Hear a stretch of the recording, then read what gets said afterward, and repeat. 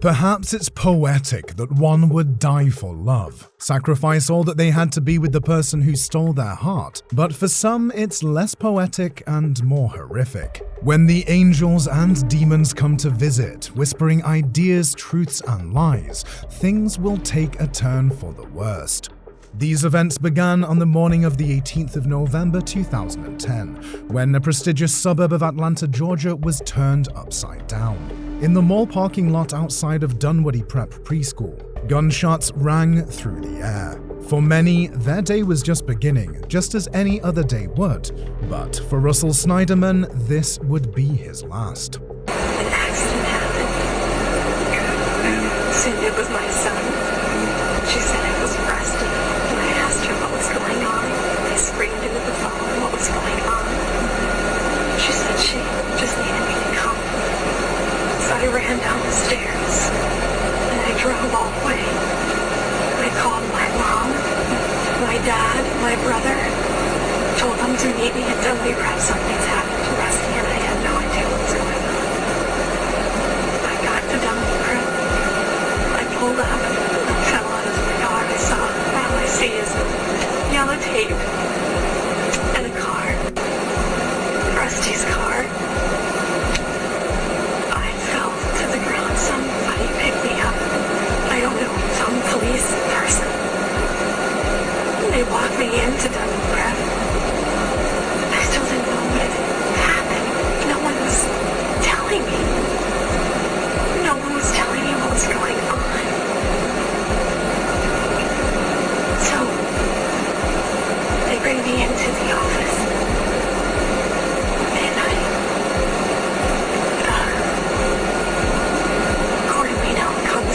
Sits in front of me, and he says,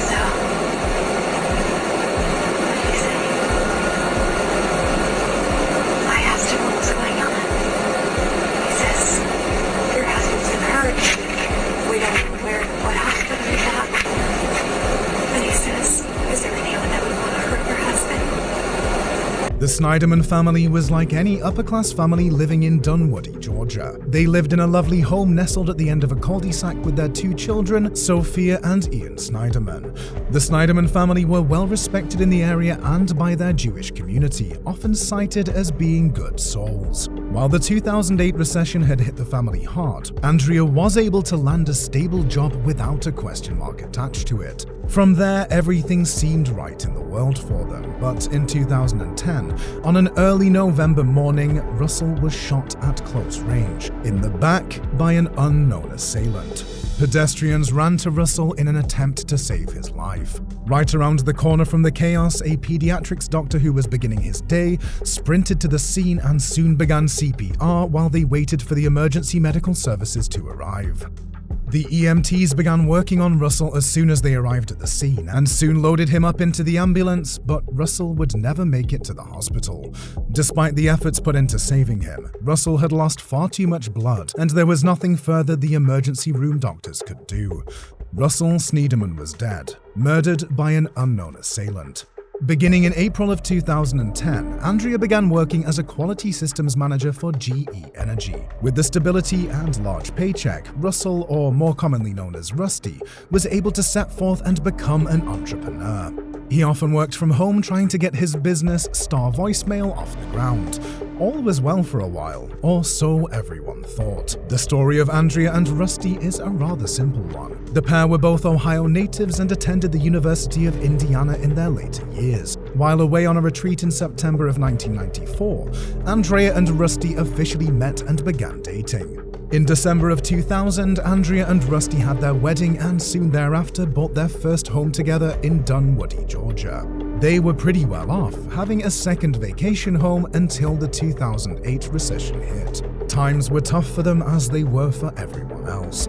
Their jobs hung by a thread with large question marks hanging over them. Then in 2010, Andrea began working at GE Energy, stabilizing their finances once more. This job, however, eventually will lead to the death of her husband only 7 months later. Prior to his death, Rusty was hard at work getting Star Voicemail off the ground, but like many businesses, in order to get truly going, he would need investors. This is where the detectives began their search for Rusty's murderer. 1 week prior to his death, Rusty called 911 to report that there was a shady and suspicious character lurking around his home. I think he has a gun in his back pocket, and now he's running away. I don't know who the hell he is, and I don't want him by my house. He's wearing a hat and earmuffs, black mustache. In the beginning of the investigation, it became clear to investigators that Rusty's death was premeditated. There were several red flags that waved during the initial oversight of the crime scene. First, the shooter was spotted by several pedestrians that morning who described them as a white male, between 5'10 and 5'11, wearing a black hoodie and what appeared to be a fake beard. The man loosely matched the description Rusty made just a week earlier. Then the man shot Rusty multiple times, and again 3 more times while he lay on the ground. Whoever this was, they wanted to make sure that Rusty was not going to be getting back up again. The shooter fled the scene, footing it to their getaway car, a silver minivan donning no plates. The detectives at the time believed that in his pursuit for investors, Rusty might have come across some rather shady people to back his business. On November 19th, the day after Rusty's murder, investigators were able to obtain a search warrant to search the Snyderman home and seize Rusty's computer. The police opted not to question Andrea as they normally would have, but instead asked her one single question. Has anyone expressed romantic interests in you? To this, Andrea responded without a second thought, yes. The police pressed further, wanting to know more about this man. Andrea explained that her boss at CG Energy, Hemi Newman, expressed romantic interest in her, but as soon as she was aware of what was happening, she shut it down. Andrea expressed to the officers that nothing had happened between her and Hemi. Unfortunately, love is often the driving force that sends us into madness. Hemi Newman was arrested on the 4th of January 2011 for the murder of Russell Snyderman. Hemi denied his involvement, but investigators had already traced him back to the scene of the crime. The getaway car was a silver Kia Sedona that Hemi had rented the day before the murder, and then returned later the day of. Inside the van, pieces of synthetic hair were found, further linking Hemi to not only the murder, but to the 911 call Rusty placed the week before. They believe this was definitely a targeted killing. The father of 2, a Harvard MBA, gunned down right there in the Dunwoody Prep parking lot. So many questions here from the Dunwoody community. At this point, though, police say they still do not have a lot of answers to share. They will not tell us at the moment what they believe the motive in this case is, and they will not tell us a lot about Hemi Newman. What they do say is they believe they have the man behind the crime. They have charged him with murder. The trial for Hemi Newman was set for February 2012, and during the time between Rusty's murder and the trial, much more information about Hemi was found. Prior to the murder, Hemi's wife kicked him out of their shared home. She then began to file the divorce papers, accusing Hemi of committing adultery during their marriage. Additionally, Hemi had found himself thousands of dollars in debt. The trial began with Hemi pleading not guilty, but as time went on, he pleaded guilty by reason of insanity. During this time, despite the advice of her lawyers, Andrea took the stand against Hemi. As it so happened, this turned out to be one of Andrea's biggest mistakes, and it cost her everything. Leading up to the trial, a lot of information had been learned about Hemi and Andrea. The prosecution and defense both agreed that there was something much more going on between the two than just being co-workers. Both sides of the trial began to dig for information, hoping to shed more light on the situation. As a part of Andrea's job, she was required to sometimes travel to different sites across the country and beyond. During her time on the stand, Andrea explained that her job consisted of 20% traveling to the site she was managing at the time, and this wasn't always done alone. Hemi would accompany Andrea on these work trips, allowing the two to become close. Extremely close. Their first trip together was when they traveled to Melbourne, Florida in May 2010, just a month after Andrea began working at GE Energy. Then a month later, in June of 2010, they went on another work trip together to Virginia. After their day at work was over, Hemi and Andrea opened a bottle of wine and began diving deep into each other's pasts. Hemi was the son of a Holocaust survivor. His father had been imprisoned in Auschwitz. At a young age, he was sent by his father to a boarding school located in Israel. This obviously had a large impact on Hemi while growing up. In his younger years, Hemi developed a fear of abandonment and suffered much abuse. This was all information that he had entrusted Andrea with.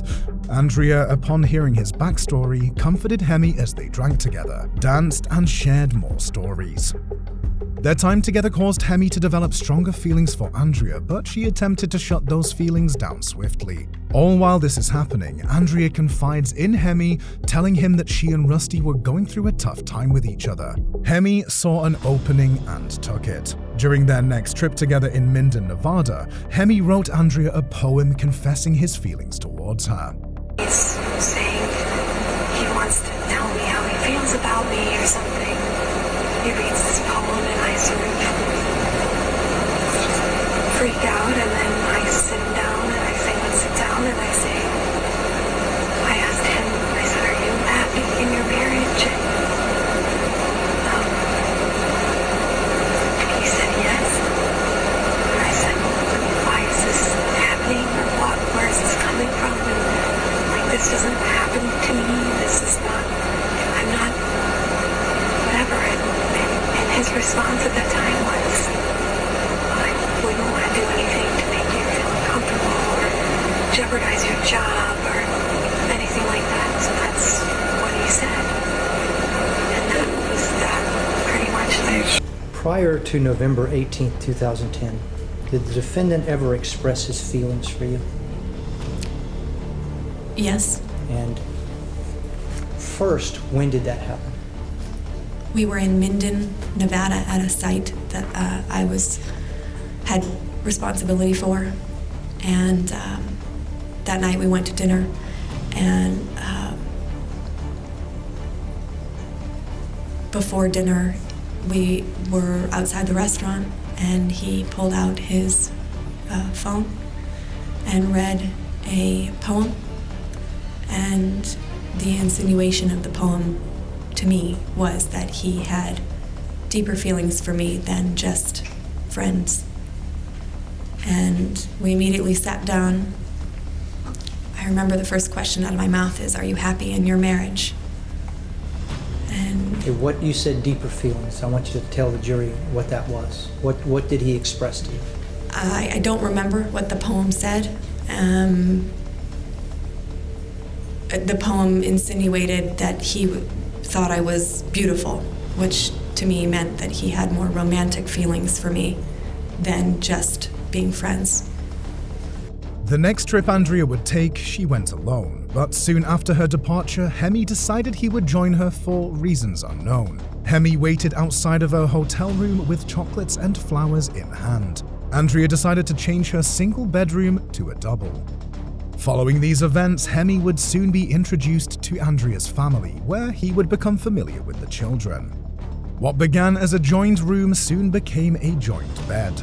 Hemi and Andrea's relationship went far beyond the confines of just friends, as things became hot and heavy between them. Ridden with guilt, Andrea panicked and told Hemi what had happened between them was a mistake. Unfortunately for Hemi, however, he was far too deep in to stop there. At that moment, Hemi asked Andrea to leave Rusty, her husband, and marry him instead.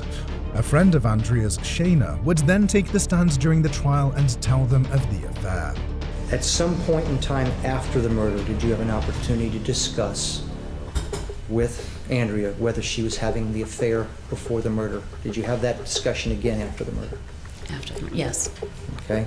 Did Andrea admit or deny an affair with her boss at that time after the murder? Denied it. Based on all the time you've known Andrea, based on your observations of her, her mannerisms, when she told you no, did you believe her? No, but my heart really wanted to.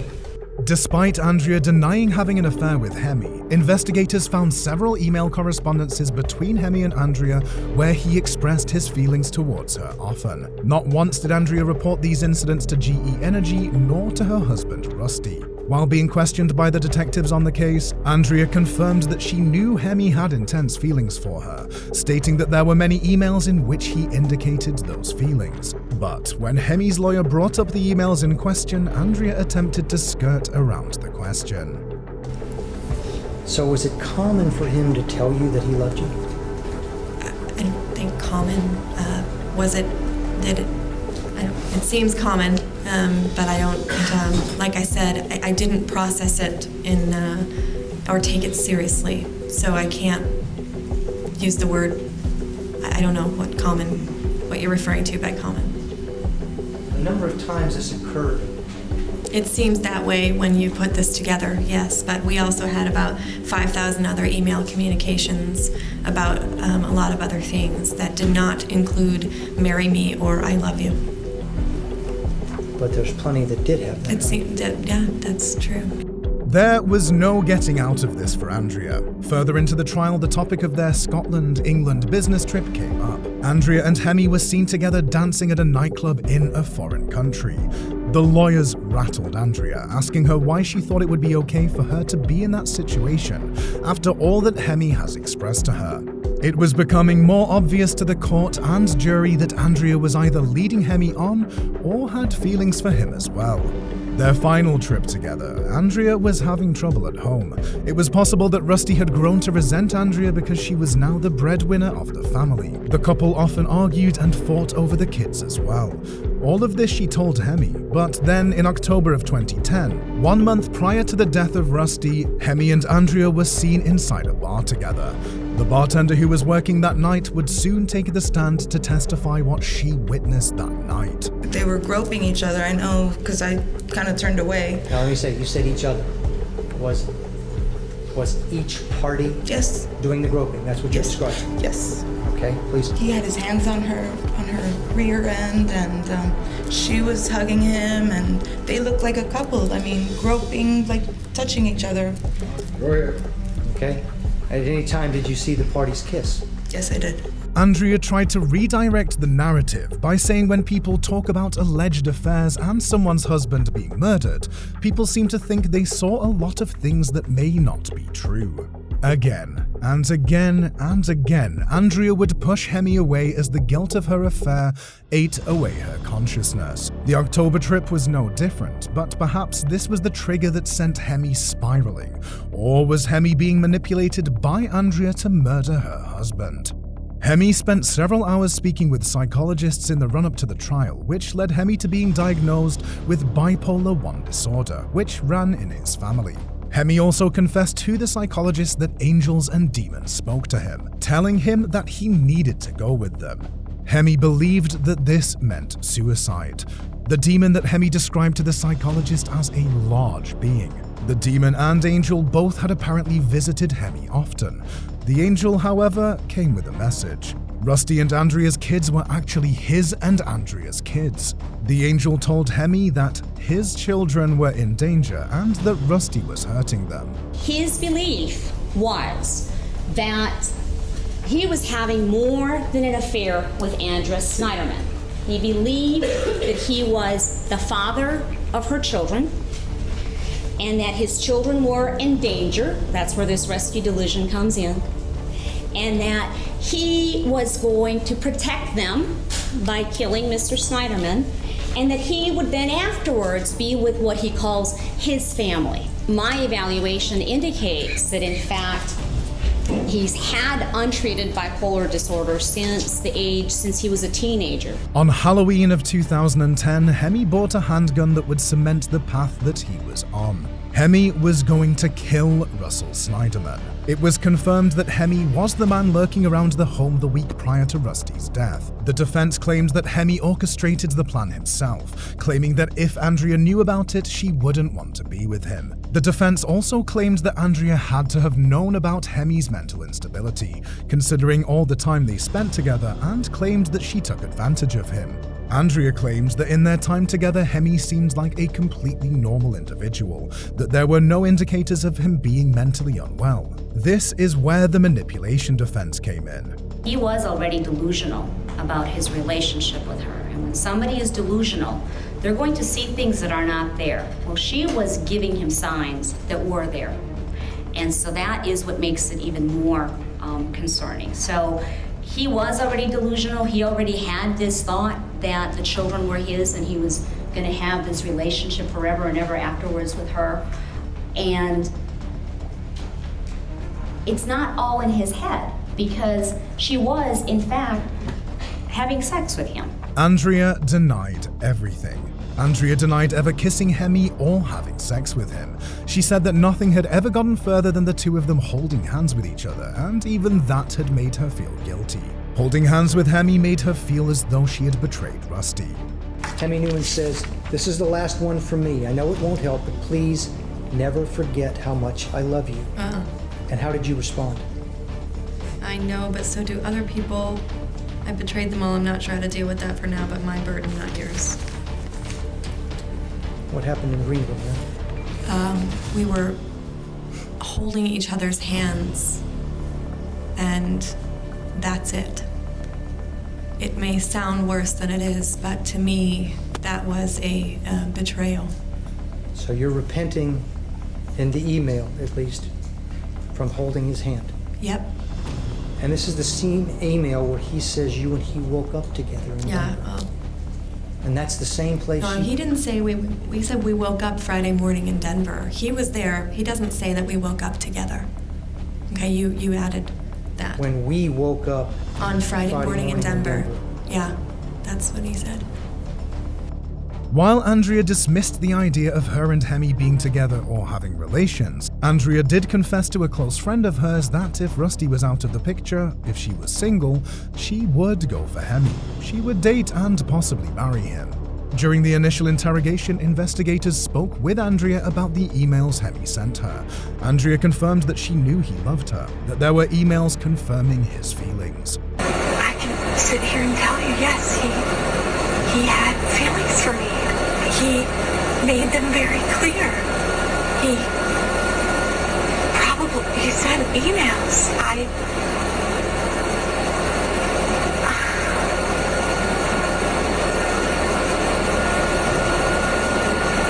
Did he send you emails on a private account or a corporate account?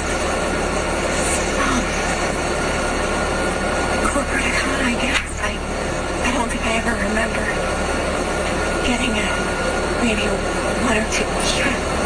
3 months after Rusty's death is when his life insurance paid out a total of $2 million to Andrea. The prosecution estimated that this would be enough money for Andrea and Hemi to begin a new life together somewhere else. The prosecution also concluded that Hemi had prior symptoms or events of bipolar disorder that would have gone untreated for years, even decades. Hemi was unmedicated and was not seeing a psychiatrist for his condition. Hemi Newman, on November 18th, 2010, did not have the mental capacity to distinguish right from wrong at the time of the shooting. Andrea Snyderman, master manipulator. I suggest to you that if you think for a second that Andrea Snyderman did not know what she was doing, did not manipulate Hemi, did not suggest to Hemi, did not plant seeds to Hemi, then I don't think you're taking a reasonable look at the case. Well, she's lying because she knows that she put this in motion and manipulated Hemi to do this, and she knows that if Hemi's questioned, it's going to lead back to her. Duh. Hemi Newman killed Rusty Snyderman because he wanted his wife, because he wanted his money, because he wanted his life. Period. That is not mental illness. So if he knew he was legally wrong, or if he knew he was morally wrong, he knew he was wrong. And that makes him guilty, that makes him guilty, that makes him guilty all day, every day, because he is sane and he knew the difference between right and wrong. And they have the temerity, the unmitigated gall to call him a good man. Good men don't sleep with other men's wives. Good men don't sit at their table when they know they're having an affair with the man's wife. Good men don't do what he did. Good men do not do this. Hemi Newman was tried and ultimately found guilty but mentally ill. Hemi Newman was charged with the murder of Rusty Snyderman and received life in prison with no chance of parole. Hemi is now incarcerated at the Augusta State Medical Prison. Andrea Snyderman, on the other hand, did not get away scot-free. Had Andrea listened to the advice of her lawyers in the beginning of the trial, perhaps she wouldn't have seen the inside of a jail cell. 16 charges laid against Andrea at the end of the trial. There were multiple false statement charges, perjury charges, and murder charges. The courts believed that Andrea Snyderman had a hand in her husband's murder, suspected that she either plotted alongside Hemi to kill Rusty, or that she manipulated him into doing so. Shayna, Andrea's friend who testified to the courts about whether or not she believed Hemi and Andrea were having an affair, allowed for the courts to spot one of her many lies. Shayna explained how on the morning of November 18, 2010, Andrea called her, screaming that Rusty had been shot and she was on her way to the hospital. She immediately at the same time was screaming to me that Rusty had been shot and she didn't know if he was dead or alive and she was on the way to the hospital. Andrea told the court that she didn't know what had happened to Rusty until after her arrival to the hospital. She told Hemi's lawyers that nobody had told her what was going on, but if she didn't know what had happened to Rusty, how did she tell Shayna? Why would Andrea lie about this? Andrea had also deleted several text messages and call logs between her and Hemi on the day of the murder. The prosecution, however, dropped the murder charges. There simply wasn't enough evidence backing her involvement in Rusty's murder, and the prosecution feared that if the murder charges failed in court and she got off, Andrea would get off from all charges. This was a moment of relief for Andrea. On the remaining 13 other charges that were laid against her, Andrea was found guilty in 9 of them. The judge sentenced Andrea to 5 years in prison with a chance of parole. After 22 months, she was released from jail. It didn't stop there, though. Rusty's family filed a lawsuit against Andrea for wrongful death. The case was settled outside of court between the family and Andrea, so while we don't know what happened, the family of Russell Snyderman was able to find some peace. Sophia and Ian desperately need me to help fill that role for them. They have already suffered so much. Since last August, they've had no parent to join them at school events, to take them to the playground, or to go have an ice cream, all because the state wrongly charged me with a murder that I had nothing to do with and would do anything to undo. I want to go back to the life I had with Rusty. This is not a world that I understand anymore. In 2015, the Georgia Supreme Court reversed Hemi's convictions. The reversal was due to confidential mental health documents coming into the courtroom as evidence when they shouldn't have.